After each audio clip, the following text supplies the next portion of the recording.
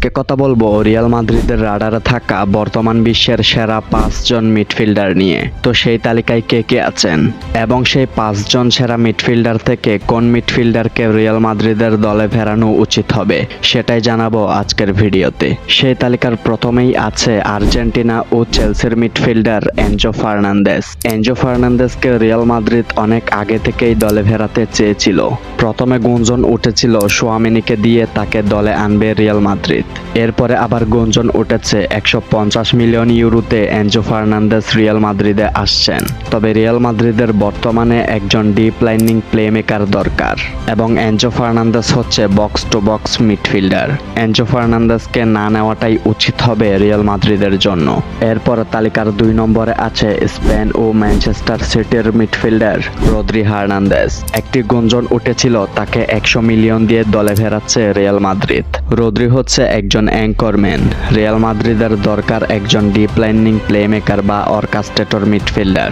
রদ্রির playing স্টাইলের midfielder Tchouameni Real মাদ্রিদে আছে, সেই জন্য রদ্রি হার্নান্দেজকে কেনাটা উচিত হবে না রিয়াল মাদ্রিদের। এরপরে তালিকার 3 নম্বরে আছে আর্জেন্টিনা ও লিভারপুলের midfielder Alexis Mac Allister.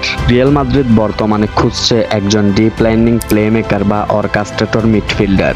Alexis Mac অ্যালিস্টারও একজন ডিপ লাইনিং প্লেমেকার বা orchestrator midfielder. Alexis Mac Allister Real মাদ্রিদে গেলে টনি ক্রুজকে রিপ্লেস করতে পারবে, কারণ তিনি টনি ক্রুজের মতনই খেলাটা ডিপ থেকে শুরু করেন। এবং এই জায়গায় রিয়াল মাদ্রিদ যদি সত্যি কোনো মিডফিল্ডার চান তাহলে অ্যালেক্সিস ম্যাক অ্যালিস্টারকে চোখ বন্ধ করে সাইন করাতে পারে। তবে এই ডিলটি হওয়ার সম্ভাবনা খুবই কম। তার কারণ হচ্ছে লিভারপুল তাকে ছাড়তে আগ্রহী নয় এবং সে স্পষ্টভাবে বলে দিয়েছে সে লিভারপুলে ভালো আছে। এই তালিকার 4 নম্বরে আছে পর্তুগাল ও পিএসজির মিডফিল্ডার ভিতিনহা।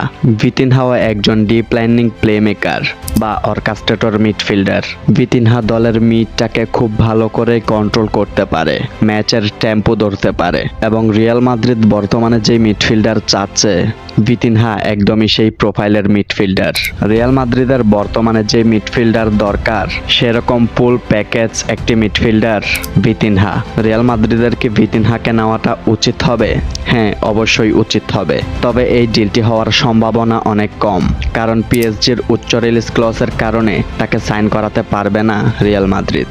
এবং 5 নম্বরে সবার শেষে এই তালিকায় আছে ইতালি ও ইন্টার মিলানের মিডফিল্ডার নিকোলো বারেল্লা। সোজা কথা এবং সহজ ভাষায় বলতে গেলে নিকোলো বারেল্লা একজন বক্স টু বক্স মিডফিল্ডার এবং রিয়াল মাদ্রিদ খুঁজছে একজন ডিপ লাইনিং প্লেমেকার বা অর্কাস্ট্রেটর মিডফিল্ডার। নিকোলো বারেল্লার মতো মিডফিল্ডার অলরেডি রিয়াল মাদ্রিদের কাছে আছে, সেই জন্য তাকে দলে নেওয়াটা উচিত হবে না রিয়াল মাদ্রিদের জন্য। সম্মানিত viewers, Enzo Fernandez, Rodri Hernandez, Alexis Mac Allister, Vitinha, Nicolo Barella, এই 5 জন থেকে কোন মিডফিল্ডারকে রিয়াল মাদ্রিদের নেওয়া উচিত হবে?